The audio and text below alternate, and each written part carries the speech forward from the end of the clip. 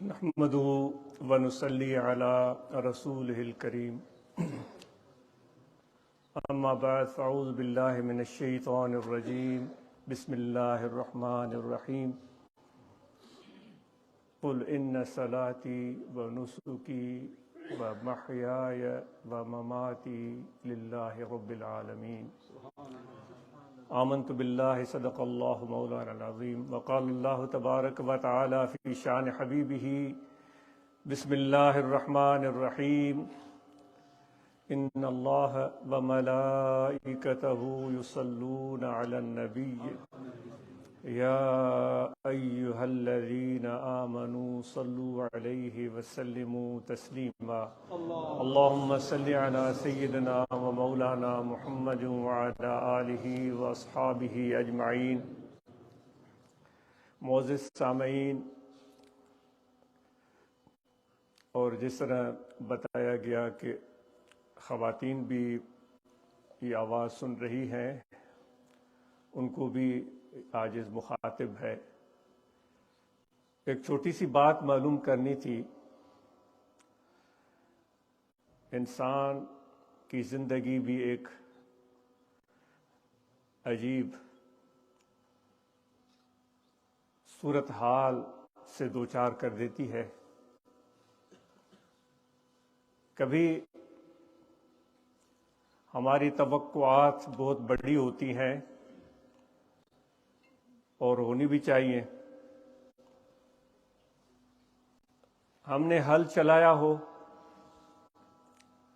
زمین کو پانی لگایا ہو، اس میں بیج ڈالا ہو اور کئی دن انتظار ہم نے کیا ہو کہ اس سے کچھ سلے اگیں گے۔ مجھے اندازہ ہے کہ آپ میں سے بھی زیادہ لوگ زراعت کو جانتے ہیں۔ وہ سلے نہ اگیں، 1 ایکڑ 10 ایکڑ 20 40 ایکڑ گندم نہ اگے تو آپ کیا محسوس کریں گے؟ دکان کھول کر بیٹھے ہیں سارا دن، پوری محنت اور کوشش جاری رکھی، مسکراتے رہے، ہنس ہنس کے لوگوں کے ساتھ بولتے رہے، خوش اخلاقی کا مظاہرہ کیا، پورا دن کوشش کی، 1 پاؤنڈ بھی نہیں ملا۔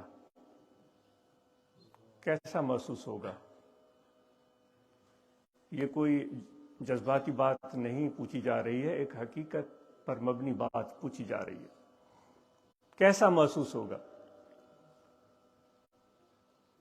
ہمارے گھر میں خدا نخواستہ کوئی بیمار ہو جائے، یہ زندگی کا حصہ ہے، صحت بھی رہتی ہے، بیماریاں بھی آتی ہیں۔ بالکل ٹھیک ٹھاک، اچانک وہ صاحب بستر ہو گیا، اب 2 آدمی اس کو سنبھالنے میں لگے ہوئے ہیں، کیسا محسوس ہوگا؟ کس طرح ہم اس چیز کو سمجھیں گے؟ ظاہر ہے مایوسی ہوگی۔ 10 ایکڑ میں نے ہل لگایا اور پانی لگایا اور بیج ڈالا، ایک بھی دانہ نہیں اگا، ظاہر ہے مایوسی ہوگی، فطرتی بات ہے۔ شاید 100 میں سے کوئی 1 آدھ آدمی ایسا ہو سکتا ہے جو اس کے برعکس بولے، یا اس سے بھی زیادہ، کہ مجھے مایوسی نہیں ہوگی۔ جو سارا دن دکان پر بیٹھ کر اس نے کوشش کی، دکان پر اپنا ٹائم صرف کیا اور لوگوں کے ساتھ اس نے اخلاق سے پیش آیا، اور 1 پاؤنڈ بھی اس کو نہیں مل سکا شام تک، مایوسی ہونے کا امکان زیادہ ہے۔ خدا نخواستہ کوئی بیمار ہو گیا تو بھی، لیکن ہم دوسرے نقطہ نظر سے دیکھتے ہیں۔ جب اس نقطہ نظر کو ہم سامنے لاتے ہیں تو شاید اس بات کو ہم ٹٹولنے کی کوشش کریں۔ یہ ہمارا نقطہ نظر ہے، یہ ہم انسانوں کا خیال ہے، یہ ہماری توقعات ہیں، یہ ہماری امیدیں ہیں، خدا کی کیا توقع ہے، اللہ تعالیٰ کیا چاہتا ہے، وہ اس کو کس طرح دیکھ رہا ہے کہ 40 ایکڑ میں ایک دانہ بھی نہیں ہوگا۔ حالانکہ وہ تو مہربان ہے، وہ خود تعارف کرواتا ہے کہ شروع کرتا ہوں میں اس کے نام سے جو سب سے زیادہ مہربان اور نہایت رحم کرنے والا ہے۔ ہم نماز میں کھڑے ہو کر سورہ فاتحہ سے ابتدا کرتے ہیں، گویا کہ وہ اللہ تبارک و تعالی ہماری زبان کے ذریعے اپنا تعارف کروا رہا ہوتا ہے، اسی کا تعارف ہوتا ہے۔ کیا ہم بول رہے ہوتے ہیں؟ سب تعریفیں اللہ تعالیٰ کے لیے جو سب جہانوں کا پالنہار ہے۔ اور پھر وہ مہربان ہے، نہایت رحم والا ہے، وہ اسی کی عبادت کرتے ہیں، ہم اسی سے مدد طلب کرتے ہیں۔ یہ کون سکھا رہا ہے؟ یہ اللہ تعالیٰ ہمیں اپنا تعارف کرا رہا ہے، ہم اس کی الفاظ کو اپنی زبان سے ادا کرتے چلے جا رہے ہیں۔ تو جب یہ 40 ایکڑ میں ایک دانہ نہیں ہوگا، پورے دن میں ایک محنت کے بعد ایک پاؤنڈ نہیں ملا، خدا نخواستہ کسی کو بیماری لاحق ہو گئی، تو ہم تو مایوس ہوتے ہیں، ملول ہوتے ہیں، لیکن اللہ تعالیٰ کی نظر اس کے حوالے سے کیا ہوتی ہے؟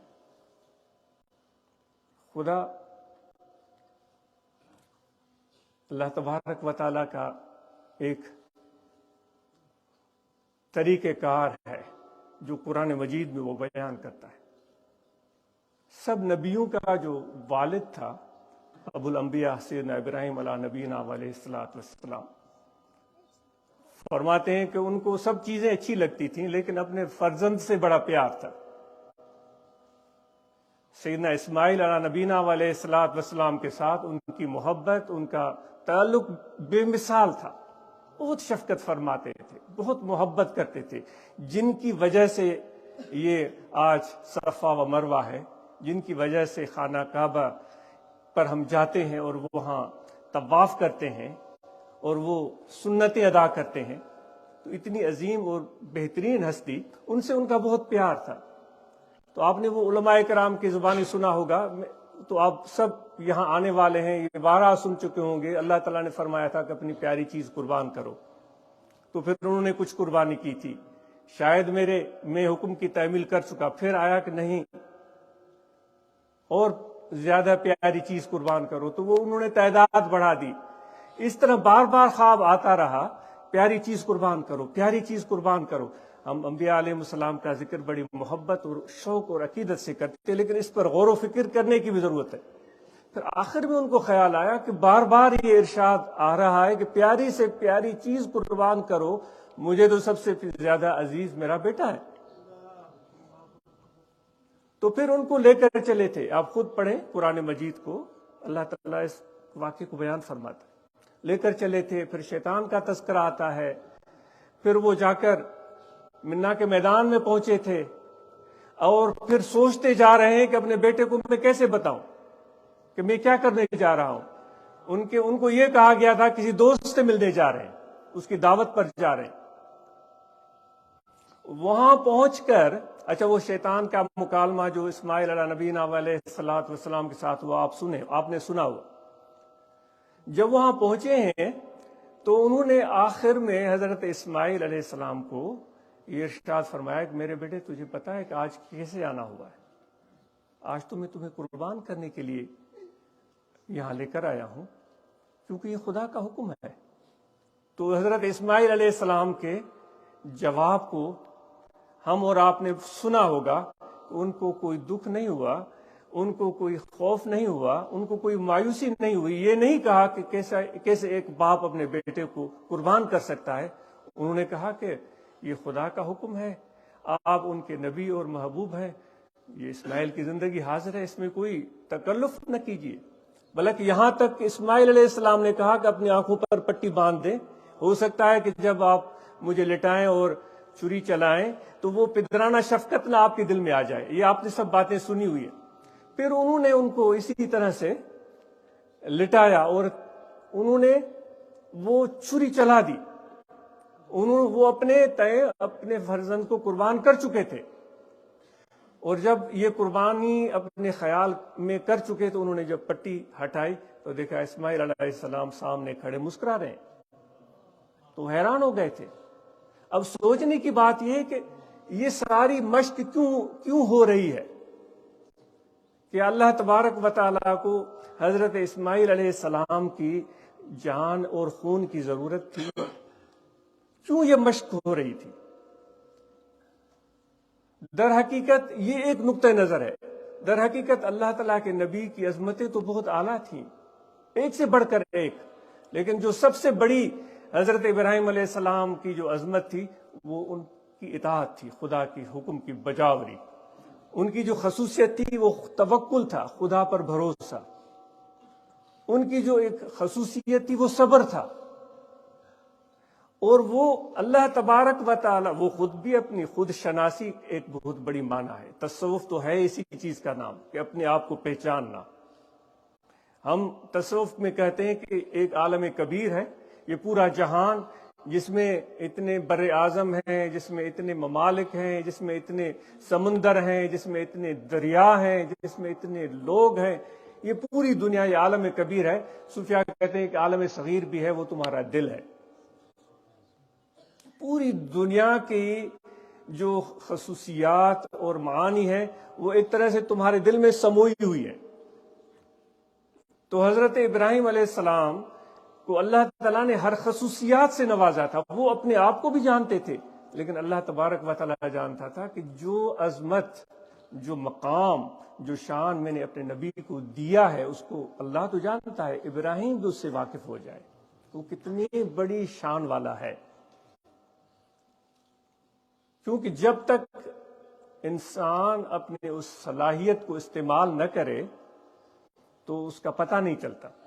کوئی تلوار باز ہے تو وہ لاکھ کہانیاں سنائے کہ میں اتنی تیز تلوار چلاتا ہوں، یہ کوئی نشانہ باز ہے وہ لاکھ کہانیاں سنائے کہ میں اتنے سیدھے نشانے لگاتا ہوں، کوئی تیر انداز ہے تو وہ کتنی بھی کہانیاں سنائے کہ میں اتنا سیدھا تیر مار سکتا ہوں، لیکن اس کے لیے ایک ثبوت چاہیے، وہ اپنے عمل سے ثابت کرے۔ تو ابراہیم علیہ السلام کو اللہ تبارک و تعالیٰ نے اپنے اوپر ان کو عیاں کر دیا کہ ابراہیم تم کیسے ہو۔ کہ جب لوگ بیٹوں کو پالتے ہیں، پوستے ہیں کہ ہمارے بڑھاپے میں ہماری خدمت کرے گا، ہمارے لیے سکون اور آرام کا باعث ہوگا، تم اس بیٹے کو قربان کرنے کے لیے تیار ہو گئے محض اس لیے کہ اللہ تعالیٰ کا حکم ہے۔ اتنا بڑا دل، اتنا بڑا حوصلہ، اس قدر توکل خدا پر، سمجھ رہے ہیں آپ بات، اس قدر اللہ پر یقین۔ تو یہ اللہ تعالیٰ ابراہیم علیہ السلام کی ذات پر، کیونکہ وہاں اور تماشائی تو تھے نہیں نا، ان کو کوئی دیکھنے والا تو تھا ہی نہیں خدا کے سوا، لوگ تو تھے ہی نہیں، ان کی اہلیہ محترمہ بھی وہاں نہیں تھی۔ اس نے تو سجا سنوار کر اسماعیل علیہ السلام کو اپنے والد کے ساتھ بھیج دیا تھا، کوئی نہیں تھا۔ اتنا بڑا کام ہو رہا ہے۔ ہم چھوٹا سا بھی کوئی کام کرتے ہیں، چھوٹی سی بھی خیرات کرتے ہیں تو ہماری توقع ہوتی ہے کہ بھائی کوئی اعلان کر دے کہ بھائی یہ خدمت اس نے کر دی، یہ ہمارے دل میں چلتا ہے بھائی اس نے خدمت کی ہے۔ وہاں یہ اتنا بڑا کام ہو رہا ہے، کوئی دیکھنے والا ہی نہیں ہے، لوگ ہی نہیں، نہ آدمی ہے نہ آدم کی ذات ہے، دیکھنے والا ایک خدا ہے، دوسرا ابراہیم خود ہے علیہ السلام۔ تو اللہ تعالیٰ چاہتا تھا کہ ابراہیم اپنے آپ کو دیکھ لے کہ وہ کتنے بڑے ظرف والا ہے، کتنے بڑے شان والا ہے۔ تو اب اس واقعے کو دیکھیں، آپ نے 40 ایکڑ زمین پہ ہل چلایا، اس میں بیج بھی ڈالا، اس میں پانی بھی لگایا اور پھر محنت بھی کی، ایک دانہ بھی نہیں نکلا۔ ایک ہمارا نقطہ نظر کہ بھائی کچھ بھی نہیں ہوا، بھائی میرے ساری محنت رائے گان چلی گئی۔ اب ابراہیم علیہ السلام کے نقطہ نظر سے اس کو دیکھیں، وہ کہتے ہیں کہ فَإِنَّ مَعَ الْعُسْرِ يُسْرًا، ہر تکلیف کے پیچھے آسانی ہوتی ہے۔ ہر جو خدا آزماتا ہے، اور وہ خود کہتا ہے وَلَنَبْلُوَنَّكُمْ بِشَيْءٍ مِّنَ الْخَوْفِ وَالْجُوعِ وَنَقْصٍ مِّنَ الْأَمْوَالِ وَالْأَنفُسِ وَالثَّمَرَاتِ۔ اب ہم جو ہے نا وہ کس کھاتے میں کھڑے ہیں، ہم خود اپنے اندر جھانک کر دیکھیں۔ حضرت یعقوب علیہ السلام، ان کو اپنے سب بیٹوں سے شفقت اور محبت تھی، لیکن حضرت یوسف سے زیادہ پیار تھا، ایسا ہے؟ سب بیٹوں سے پیار تھا، سب بیٹے ان کو عزیز تھے، لیکن ان کو زیادہ جو پیار تھا اپنے بیٹے حضرت یوسف سے تھا۔ اور یہاں تک کہ وہ اپنے بیٹوں پر اعتماد نہیں کرتے تھے، وہ کہتے تھے کہ اس کو ہم لے جائیں، ان کو اجازت دو، تو وہ اس میں ہچکچاہٹ کا شکار ہوتے تھے۔ تو اللہ تبارک و تعالیٰ کا کرنا ایسا ہوا کہ ایسا ماحول بنا کہ یعقوب علیہ السلام اپنے بیٹے کو اپنے بیٹوں کے ساتھ جو اپنے دل میں یہ چیز رکھتے تھے کہ ہم کیوں اتنے پیارے نہیں ہیں اپنے والد کو، یہ کیوں، وہ اس کو لے کر چلے گئے۔ اور پھر کیا کیا؟ حضرت یوسف علیہ السلام کو ایک کنویں میں ڈال دیا۔ اتنے سارے بیٹے تھے، کوئی اور بھی کسی یوسف کا جو دوسرا بھائی تھا اس کو بھی ڈال سکتے تھے، نہیں، جو سب سے زیادہ پیارا تھا، جس سے زیادہ محبت تھی، اس بیٹے کو انہوں نے کنویں میں ڈال دیا، اور اپنے تئیں وہ قصہ ختم کر چکے تھے۔ پھر آگے خدا کس طرح اس سارے سلسلے کو چلاتا ہے۔ قافلہ آتا ہے، پانی چاہیے، کنویں میں پانی ہوگا یا نہیں ہوگا، پھر وہ اندر کوئی چیز اتارتے ہیں، کوئی برتن اتارتے ہیں تاکہ پانی نکال سکیں، باہر کھینچتے ہیں تو ایک نو عمر بچہ باہر آ جاتا ہے۔ علماء اکرام نے آپ کو سنایا ہوگا، اور یہ واقعے پڑھنے والے ہیں، آپ پڑھیں، خود پڑھیں۔ کیوں میں آپ کو سناؤں؟ یہ قرآن مجید میں خدا نے آپ کے لیے یہ واقعے لکھے ہیں، آپ خود پڑھیں۔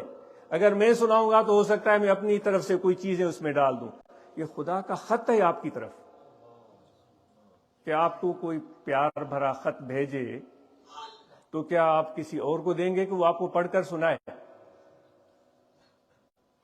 ہم تو آیات پر انگلی رکھ کر پڑھتے ہیں، پتہ نہیں، میں بہت کاہل اور سست انسان ہوں، آپ تو بہت پیارے ہیں، اس وقت پڑھتے ہیں جب ہمارا کوئی کام پھنستا ہے، کوئی پریشانی ہوتی ہے، اور پھر پڑھتے جاتے ہیں، وہ سمجھتے بھی ہیں کہ نہیں کہ اس میں ارشاد کیا ہے، فرمان کیا ہے۔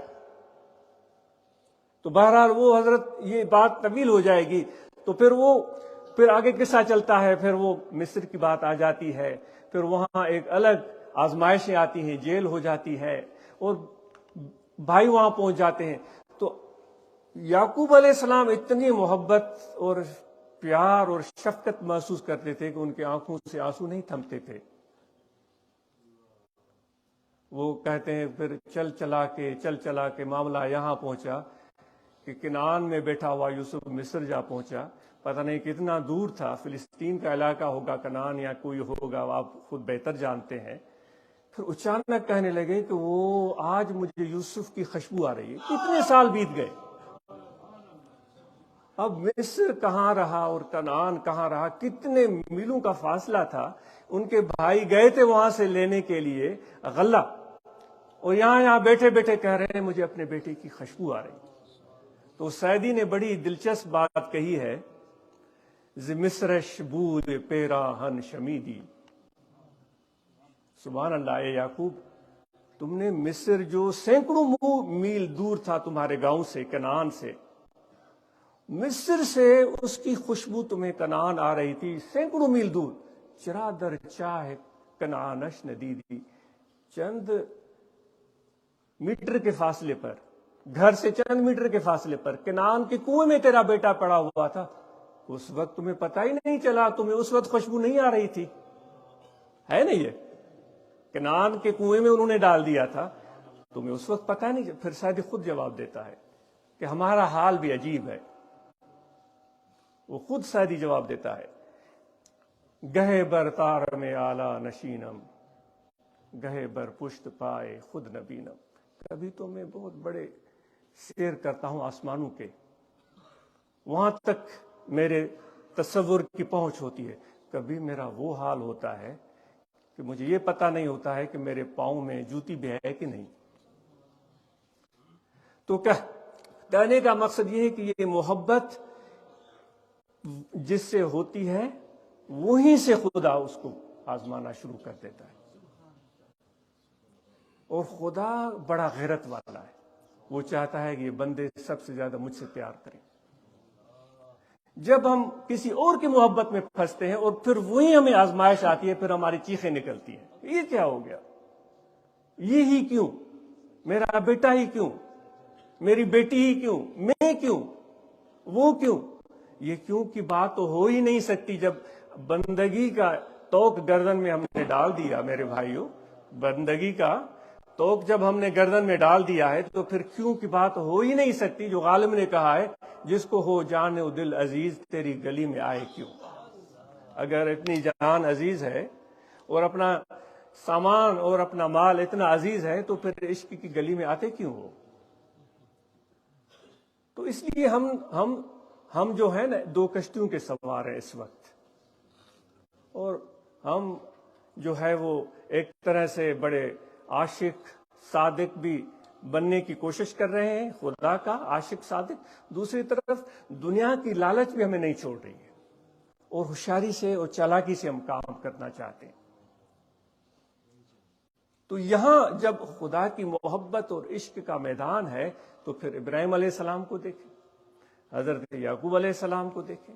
حضور علیہ السلام سے بڑھ کر کسی کا مثال نہیں ہوگا. حضرت امام حسین علی مقام رضی اللہ تعالی عنہ کی اس آزمائش کو دیکھیں، آپ کے آنکھوں کے سامنے آپ کے خاندان کے نوجوان قربان ہو رہے ہیں، وہ اپنی آنکھوں سے دیکھ رہے ہیں. اس سے بڑی کوئی ابتلا ہو سکتی ہے؟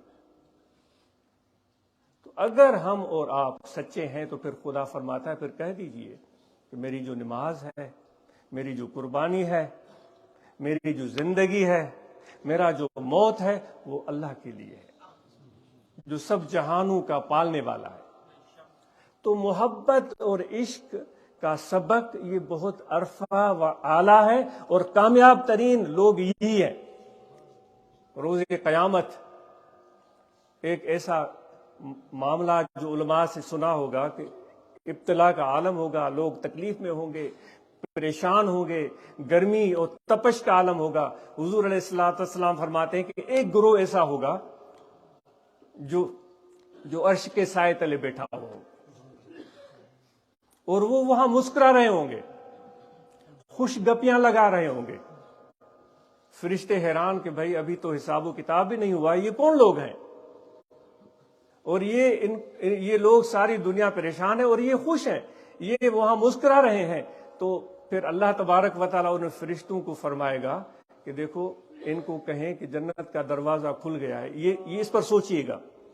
ان کو کہیں کہ جنت کا دروازہ کھل گیا ہے، جاؤ جنت کی طرف. تو وہ جا کر ان کو بولیں گے فرشتے کہ تمہارے لیے جنت کا دروازہ کھل گیا ہے، تم جنت کی طرف چلے جاؤ. وہ پوچھیں گے جنت کیا ہوتی ہے؟ وہ پوچھیں گے جنت کیا ہوتی ہے؟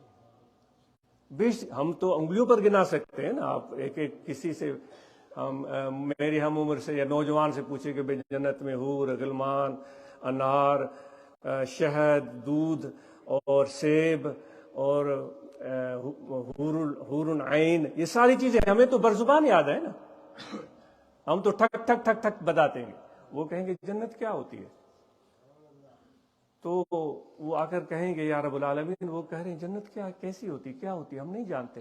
اللہ تعالیٰ فرمائے گا ان کو زبردستی لے جاؤ، ان کو زبردستی لے جاؤ.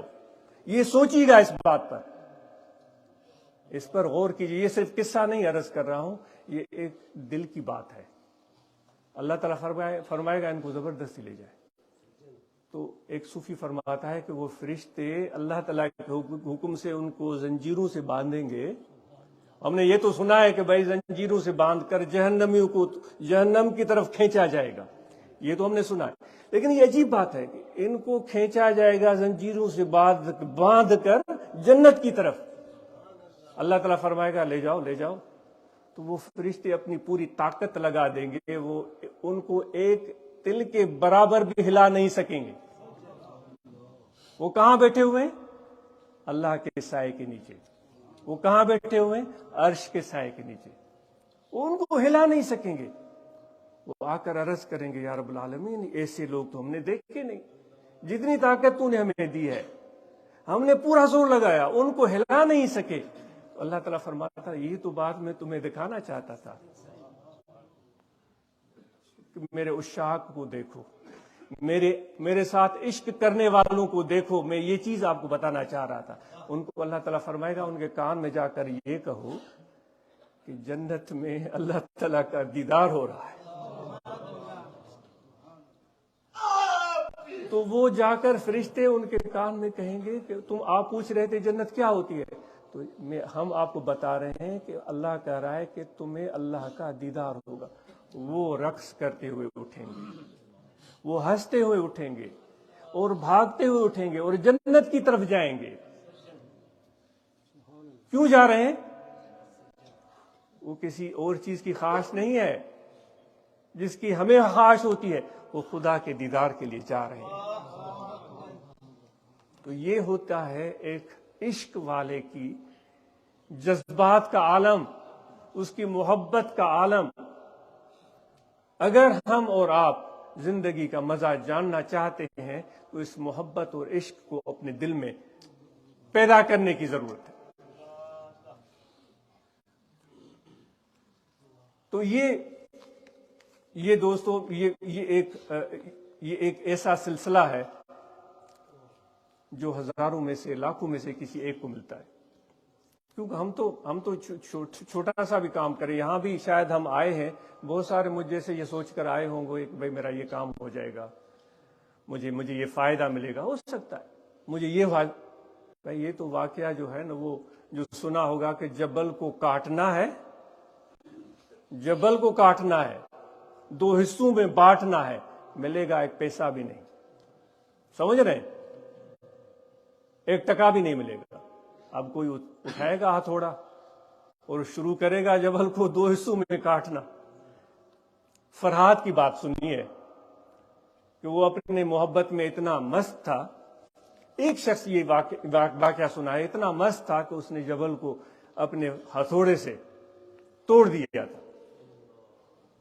تو ایسے لوگ لاکھوں میں چند ایک ہوتے ہیں. حضرت سیدنا صدیق اکبر رضی اللہ تعالیٰ عنہ, ان کے لیے حضور علیہ الصلوۃ والسلام نے کیا ارشاد فرمایا کہ جس نے بھی ہم پر احسان کیا ہم نے اس کو بدلہ دے دیا, لیکن صدیق اکبر حضرت ابوبکر نے جو ہمارے ساتھ ہماری خدمت کی ہے, ہم پر احسانات کیے, اس کا بدلہ ہم نہیں دے سکے ہیں. اور پھر امام غزالی فرماتے ہیں کہ اور صحابہ جو تھے حضرت ابوبکر سے عبادات میں, نوافل میں, سجود میں, رکوع میں, روزوں میں, تلاوت میں اور ان ساری عبادات میں آگے ہو سکتے ہیں, لیکن حضرت ابوبکر ایک چیز میں ان سب صحابہ سے آگے تھا, وہ تھی ان کی محبت, ان کا عشق. اس وجہ سے کوئی بھی صحابہ ان سے بازی نہیں لے جا سکا. حضرت عمر فاروق کی بات آپ نے سنی ہے, وہ کتنے بڑے شان والے ہیں. انہوں نے کہا تھا کہ میں بازی لے جاؤں گا, واقعہ علماء سے آپ نے سنا ہوگا, لیکن وہ بھی حیران ہو گئے کہ ابوبکر کے ساتھ سے بازی لے جانا مشکل ہے. تو یہ ہے عشق. اور اس سلسلہ نقش بندیہ کی جو ابتدا ہے وہ بھی حضرت ابوبکر صدیق سے ہوتی ہے, اور اس میں بنیاد اس طریقت کا ہے ہی محبت پر. جتنی محبت ہوگی اتنا فائدہ ہوگا. ذکر کا فائدہ بھی تب ہوگا جب محبت ہوگی, ورنہ تو برزباں تو اللہ اللہ, در دلے تو گاؤ خر. زبان پر تو اللہ کا نام ہے اور دل میں کوئی اور محبت پالی ہوئی ہے, تو وہ رومی صاحب فرماتے ہیں اس کا کیا فائدہ ہوگا. وہ پھر فرماتے تو مسجد می روی بہر سجود, سرب جنبد دل نہ جنبد اینچ سود. مسجد کی طرف جا رہے ہو, لیکن یاد رکھنا ہے نمازی, سجدے رکوع کر کر کے اتنی عمر تمہاری ہو گئی, گھٹنے جواب دے گئے, نشان پڑ گئے, لیکن یاد رکھنا تمہارا سر جھکتا رہا اور دل نہ جھکا, کیا فائدہ. خدا کے لیے میں اپنے آپ سے سوال کر رہا ہوں, کبھی میرا دل جھکا ہے؟ میں سجدے میں گیا ہوں اور میرا دل جھکا ہو؟ آپ بھی پوچھیں اپنے آپ سے. تو یہ سب سے بڑی اہم ترین چیز ہے. تو دوستو اس چیز پر ہم اور آپ غور و فکر کریں. اور آخر میں ذکر کا طریقہ, خواتین بھی یہاں سماعت فرما رہی ہیں, آپ کے لیے اور سب مردوں کے لیے ذکر کا طریقہ یہ ہے کہ یہاں انسان کا دل ہے, اس دل میں توجہ رکھیں. کھڑے بیٹھے لیٹے سوئے جاگے 24 گھنٹے کے دل ذکر کر رہا ہے, اللہ اللہ اللہ اللہ اللہ اللہ، یہ مشق کریں. یہ خفی ذکر ہے، یہ زبان سے ذکر جو ہم کرتے ہیں وہ اپنی جگہ ہوتا رہے، لیکن اس کے لیے توجہ دل کی طرف کرنا ہوگا.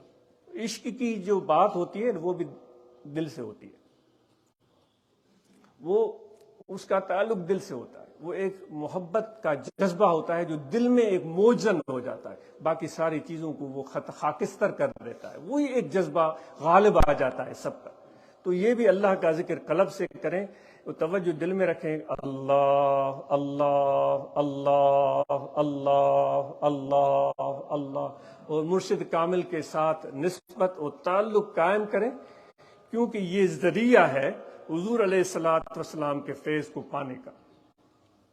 جس طرح بات ہو رہی تھی نا صفا و مروہ کی، ہم جب بھی جاتے ہیں ارکان ادا کرتے ہیں، عمرہ کریں یا حج کریں، تو صفا و مروہ پر ہم جاتے ہیں، وہاں بھاگتے ہیں یا کچھ حصہ بھاگتے ہیں، باقی حصہ ہم چلتے ہیں.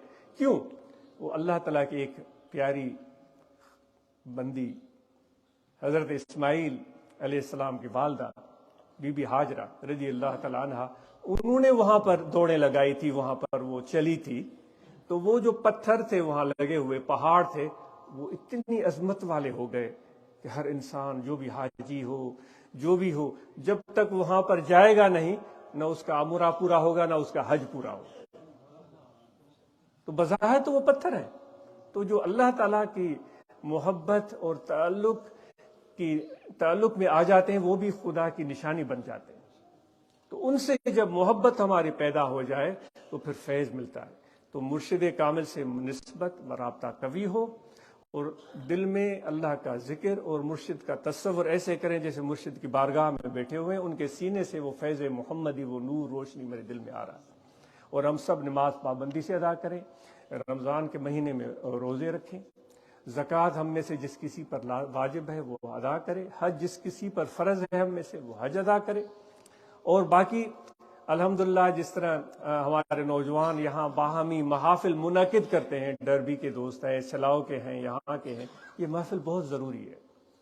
جب بھی اپنے اس ذکر والے دوست کو آپ دیکھیں گے نا تو آپ کو وہ مرشد کی یاد آ جائے گی، وہ فیض محسوس ہوگا، وہ محبت محسوس ہوگی، وہ تعلق محسوس ہوگا. اور اللہ تعالیٰ فرماتا ہے وَكُونُوا مَعَ الصَّادِقِينَ، سچوں کے ساتھ رہو. تو دنیا کے کام کریں اور خوب محنت کریں، خوب آگے بڑھیں. ہمارے نوجوان ان سے توقع ہے کہ اعلیٰ تعلیم حاصل کریں، بہترین ہنر سے آراستہ و پیراستہ ہوں، بہترین بزنس سیکھیں اور وہ ترقی کریں، وہ آگے بڑھیں، ہمارے اس سوسائٹی کو، ہمارے اس کمیونٹی کو اور اچھے سے اچھا بنا کر دکھائیں. یہ بہت بڑا چیلنج ہمارے سامنے ہے. اللہ تبارک و تعالی ہم اور آپ کو توفیق عطا فرمائے. جو خواتین و مرد یہاں تشریف فرما ہے، آپ سب کی حاضری قبول ہو. یہ گفتگو جو میں نے عرض کی ہے وہ ایک سوچنے کے لیے ایک دعوت ہے. آپ ان پر سوچئے گا، غور کیجئے گا. ہو سکتا ہے اس میں کوئی کمی بیشی ہو تو وہ معاف کر دیجئے گا. جو کام کی چیز ہو اس پر سوچئے گا، ممکن ہے آپ اس کو اور بھی بہتر طریقے سے سمجھ سکیں اور بیان کر سکیں. ہم سب کو اللہ تعالیٰ توفیق ذکر کی عطا فرمائے. مراقبہ کریں، ختم شریف پڑھ کر کچھ ٹائم بیٹھ کر مراقبہ کیا کریں، اور مراقبے میں آنکھیں بند کر کے توجہ دل میں رکھ کر کچھ ٹائم ذکر کی مشق کیا کریں. اللہ تعالیٰ ہم سب کو توفیق عمل عطا فرمائے. نیلسن کے دوستوں کی محبت دیکھ کر بڑی خوشی ہوئی. کافی عرصے کے بعد گزشتہ مرتبہ آنا ہوا تھا، آج یہاں مسجد میں حاضری ہوئی. جناب امام صاحب، مسجد کی کمیٹی کے اراکین و ممبران، ان سب کے مشکور ہیں، اور دعا ہے کہ مسجد آباد اور شاد رہے. اسی طرح یہ اللہ تعالیٰ کا ذکر اور نمازیں یہاں ہوتی رہیں. آپ سب کا بہت شکریہ، مہربانی.